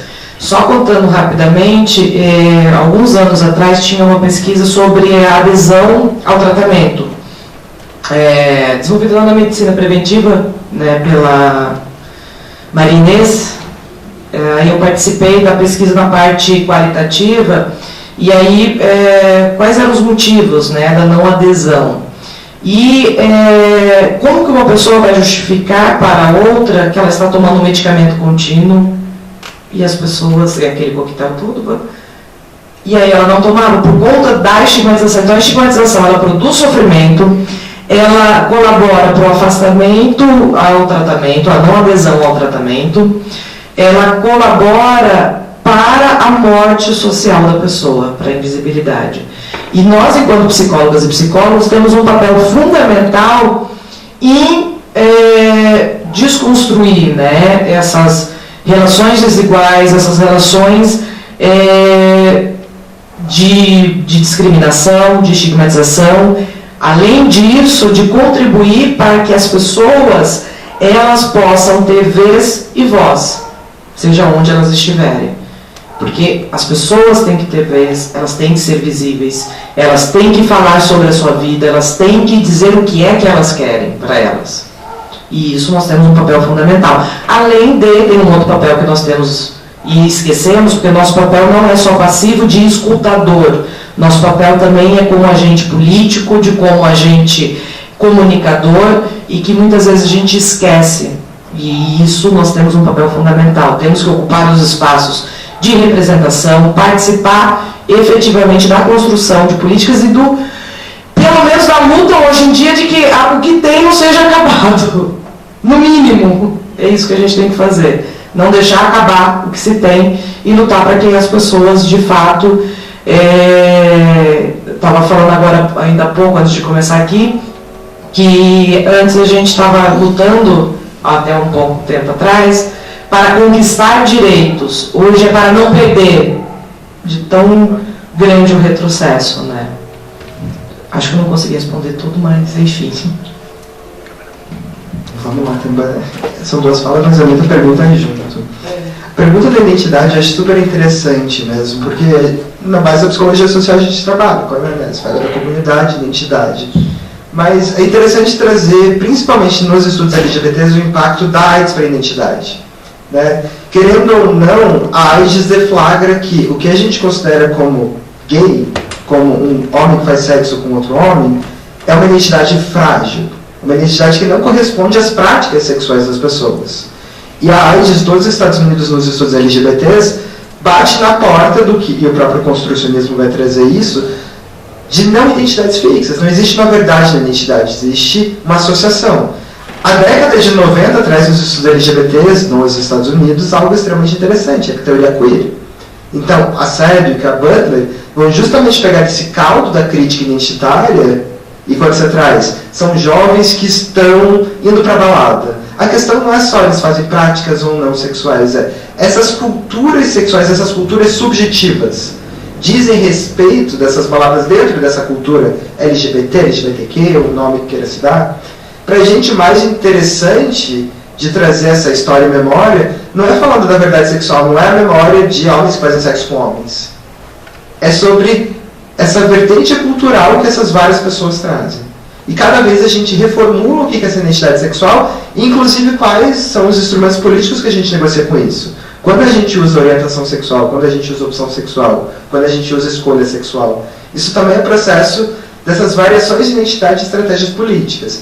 Então, dentro dessa esfera da balada, mais eu saber se é um cara que faz sexo com outro cara, pode fazer parte da memória LGBT.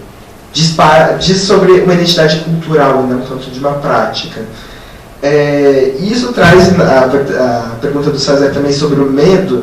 Eu acho que tantos estudos LGBTs trazem grande contribuição para a superação de medo, ou dos estigmas ou das concepções de sexualidade, a ideia principalmente da construção e da compreensão do que são as culturas sexuais.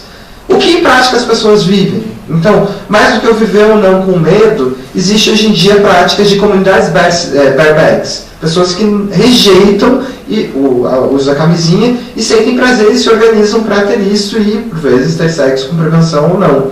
Talvez um dos textos que eu sempre trago de contribuição para a psicologia e reivindico porque é da minha orientadora, a psicologia redescobrirá a sexualidade.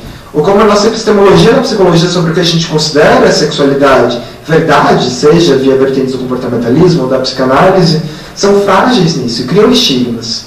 Então, para a gente superar o medo, vamos conhecer o que as pessoas fazem, vivem as vidas delas. Um profissional de saúde, um psicólogo de qualquer área, tem que conseguir ouvir. Para conseguir ouvir, tem que reconhecer qual é a realidade social, cultural dessa pessoa.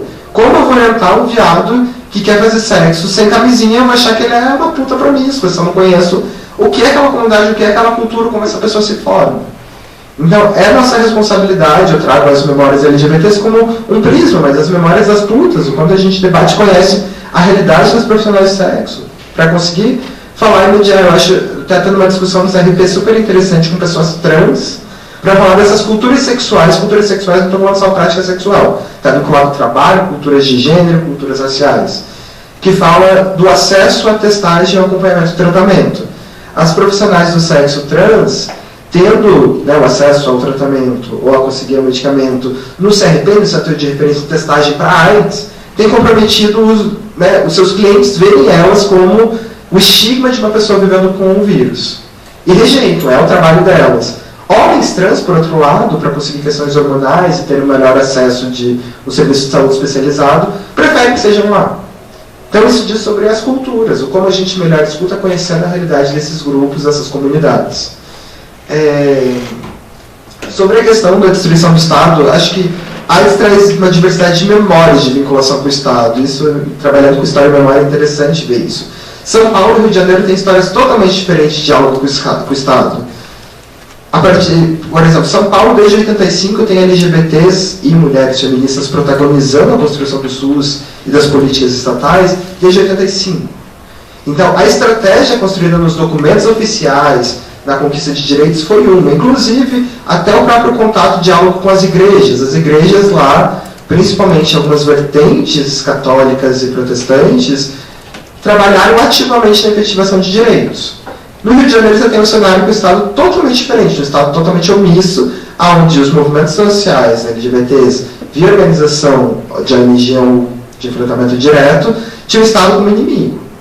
Então, assim, isso cria memórias do como a gente dialogar hoje em dia, e o quanto a gente efetiva o SUS, entendendo que, por um lado, as ONGs que tinham captação internacional não têm mais esses recursos, e grande parte das pessoas que estavam na ONG são ativistas profissionalizados, então como é que a gente prossegue com isso. Por outro lado, como a gente efetiva, né, as conquistas de direitos que a gente tem mesmo. A gente tem enfrentamentos, por exemplo, da política de saúde LGBT e não consegue efetivar e vincular com a própria AIDS. Então, são desafios do Estado. E aí, o desmonte econômico, né, do neoliberalismo é um intensificador disso. Em relação a viver com o vírus, as pessoas vivendo com o vírus, eu acho que existe uma lógica de um segundo armário mesmo, né? Eu trouxe toda uma memória LGBT, mas não trouxe a memória das pessoas vivendo com o vírus, né? Existem LGBTs vivendo com o vírus, existem pessoas de diversas orientações, identidades sexuais, identidades culturais, vivendo com o vírus. E eles têm, na sua organização, própria história e memória também. Tanto que existem fóruns organizados de juventude soropositiva, existem hoje em dia formas de registro de memória super interessantes em comunidades do Facebook. O exemplo é a Louca do Favirense, e que traz, por mais que a gente fale, hoje em dia quem vive com o vírus tem, né, uma condição de saúde, um quadro de saúde tranquilo, às vezes comparado com diabetes, tem também características. O como é você tomar uma medicação, na Louca do Favirense fala o como você beber loucamente, tem, né, na noite, os jovens fazem isso e vão fazer, que vivam a vida sexual deles, mas o como afeta a própria medicação deles, né? O como é tomar medicação todo dia. Isso tem impactos subjetivos na pessoa, mais do que falar que é ruim, mas é entender, e é uma coisa, a gente, enquanto LGBT, enquanto comunidade, tem que ouvir as pessoas vivendo com o vírus, sim, para conhecer a particularidade e a subjetividade dessas pessoas. É diferente, produz coisas muito interessantes. Convido vocês a conhecerem esse blog, essa comunidade. Inclusive é super irônica e, tipo, gongadeira. Eu acho que é isso, a gente fala muito também. Esse tipo de coisa, eu digo, o próprio debate sobre HIV/AIDS, assim, que bom que o Conselho está voltando a discutir isso, porque passou muito tempo fingindo que psicólogos não têm absolutamente nada a ver com isso, né? Nem como profissionais, nem como pessoas que podem, inclusive, ter HIV/AIDS ou estarem em relações discordantes ou alguma coisa assim, então vamos aproveitar.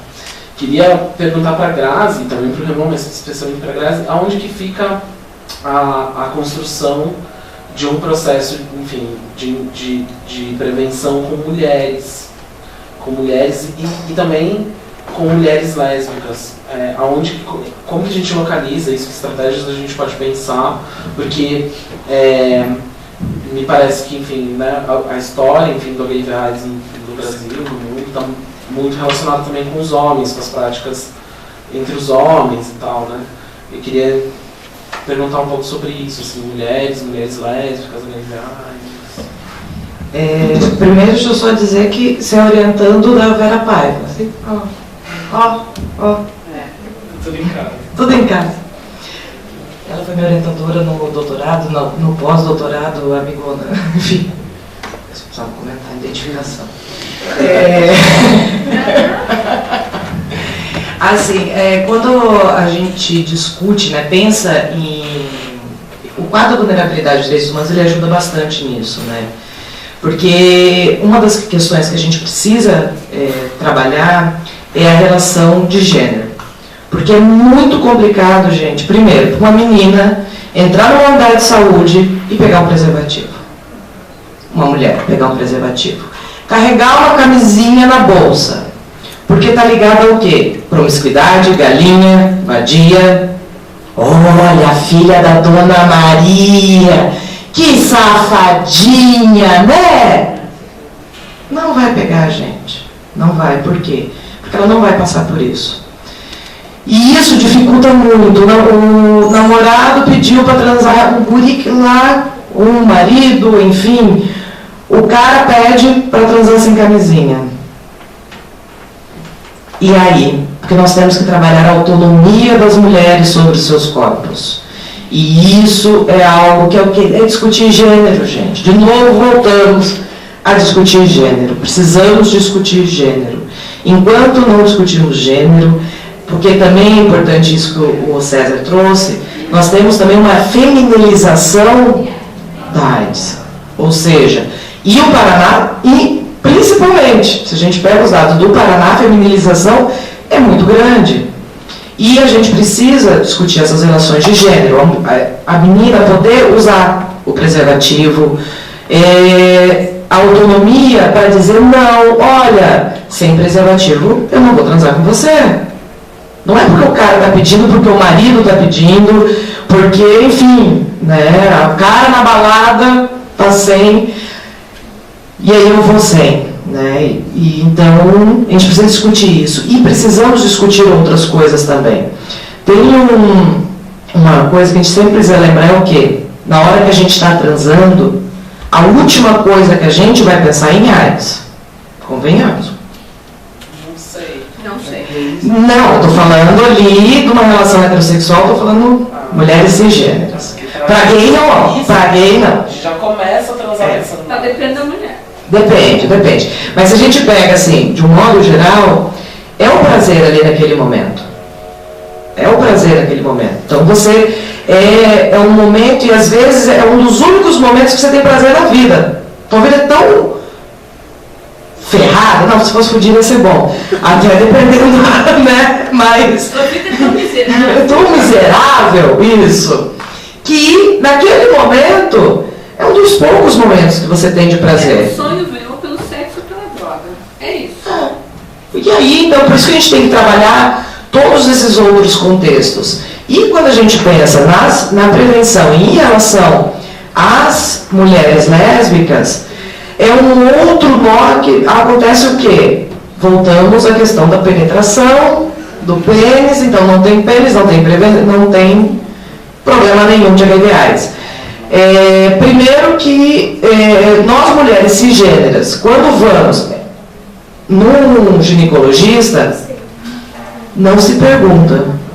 São raros os ginecologistas que perguntam em relação a HIV/AIDS. Para a lésbica, primeiro que ele nem pergunta como que é a relação, já toma que é uma relação heterossexual. Ponto. E não se pensa nas prevenções. E nós temos a questão da transmissão de sífilis, hepatites. Então a gente tem que romper com essa questão da AIDS ligada à penetração. E lembrar que, independente se é uma mulher heterossexual ou uma mulher homossexual ou bissexual, tem risco como qualquer outra pessoa. Pode ser menor, até porque ele estava falando da cartilha, né? Eu estava lembrando do manual do Ministério da Saúde, só que esse não circula muito por aí não. Mas é um que é usado na prevenção com travestis e transexuais, profissionais do sexo, redução de danos. Ensinando redução de danos de como não... Você não precisa usar o preservativo, tem outras formas. Não vai rolar com o parceiro? Então tá, então vamos pensar. Por exemplo, não deixar coisa dentro. É uma forma. Isso reduz, né? Entre outras tantas. Mas a gente precisa discutir e trazer a visibilidade das mulheres lésbicas e bissexuais, porque bissexuais também... Aí nós temos o quê? O trânsito também em relações heterossexuais, homossexuais. Então, as estratégias é discutir de novo gênero e mulher tem sexualidade. O sexo não está relacionado apenas ao pênis. Existem outras tantas formas, como ele trouxe, que ele mostrou em relação aos gays, né? Mas outras formas de se relacionar e que também podem transmitir. Mas isso é discutindo gênero e discutindo sexualidade com as meninas. Não adianta. Não vou tentar contribuir muito, mas vou a partir da posição LGBT principalmente. A Grazi trouxe uma coisa bem interessante de apagamento mesmo. Década de 80, um dos grandes públicos que foi estigmatizado foram as pessoas com práticas bissexuais, que eram tidas como pontes, era quem levava para o meio gay, para o meio hétero. Isso permaneceu por gerações, pelas pessoas não assumirem uma identidade bissexual.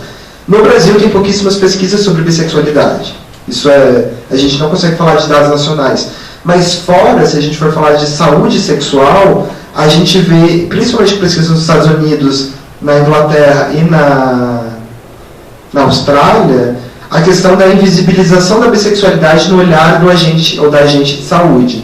A partir do momento onde até há o reconhecimento de uma experiência lésbica, mas ela é categorizada como lésbica ou hétero segundo a prática dela. E tem relações aí, pesquisas da antropologia, que falam que classe social indica essa experiência mais fluida da bissexualidade, mas com uma não identidade. Então são várias mulheres que se identificam como sapatão, mas têm práticas bissexuais. e o profissional de saúde ou a profissional de saúde não consegue identificar isso. Então, é um apagamento e fora diz que esse quadro de saúde, e vinculado à saúde mental, principalmente, é muito mais agravado do que entre gays e lésbicas, dentre as LGBTs. E em relação a outras estratégias de gênero, né, da questão da interseccionalidade, São Paulo tem uma experiência muito interessante do Fórum de Mulheres Negras, que trazem associação, entendendo que os dados atuais em relação a mulheres, as mulheres negras são afetadas, vivem com o vírus até 4 vezes mais e que tem a maior taxa de mortalidade entre mulheres. Eles associam que essa negligência pelo Estado de não reconhecer o racismo é uma forma de extermínio da juventude negra. É uma outra forma de assassinato social. Isso é uma estratégia que os movimentos estão para levar para a saúde. Então, acho que é interessante entender, mulheres nunca é uma categoria em si, né? É uma diversidade de categorias. A gente fica pensando aqui algumas questões, né? Como mulher cisgênera, né? Vou dizer para vocês que também não é fácil. Uma mulher cisgênera que não tem parceiro, que vai discutir com o ginecologista, suas práticas também é difícil. Tá? Aí eles ficam, você usa camisinha para quê? Vai dizer para bonito, eu achei bacana. É brilhante escuro. É cheio de purpurina. Então,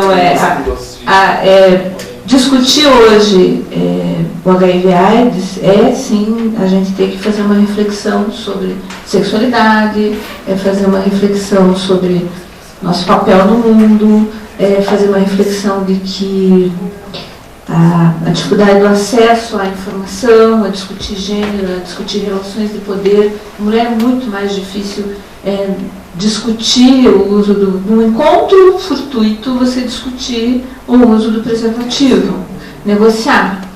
Né? E às vezes você até consegue negociar, mas depois que a relação fica séria, né, que a gente saiu do status de crush, foi para ficante, foi ficando, e agora está quase namorando, aí você vê que se a camisinha sai, eu vou usar outros métodos, né? Então isso também é uma questão para a gente refletir, né? Da invisibilidade, acho que de uma série de posições. Eu acho que pelo adiantado da hora a gente vai encerrando aqui. Eu acho que temos muito que agradecer as contribuições da Grazi, do Raymond, para não falar errado, né, dessa fantástica viagem histórica que você fez e toda essa contextualização que você trouxe, Grazi, porque eu acho que é importante para a gente refletir nas nossas práticas, estejamos onde estiver. Hoje meus 2 pés são da saúde, mas hoje eu estou trabalhando na assistência e estou tendo grande resistência de trabalhar com adolescentes em medidas socioeducativas o exercício da sexualidade. E precisa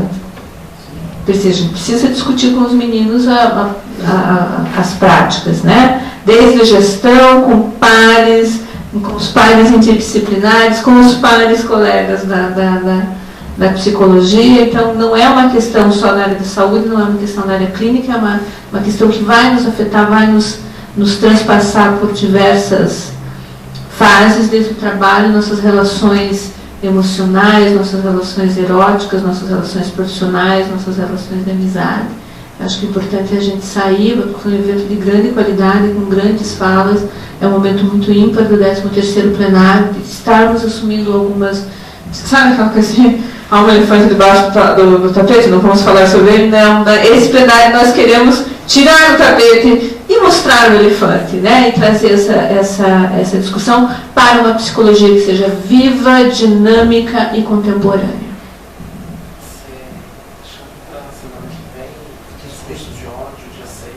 Dia 6 a gente tem um outro evento sobre... Então, a gente vai ter um evento agora na semana que vem. Da Comissão de Direitos Humanos também. Sobre discursos de ódio, impacto na produção de subjetividade.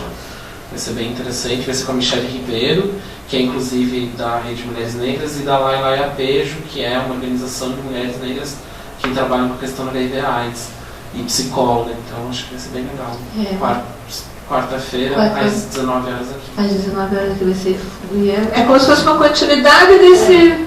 Vai ter muitos entrelaçamentos, então estão todas convidadas e convidados. Eu agradeço pela presença de vocês, de estarem aqui noite de sexta-feira para compartilhar isso. Agradeço imensamente a presença de todas e todos, e em especial da Grazi e do Raymond. Tá? Muito obrigada. Obrigada.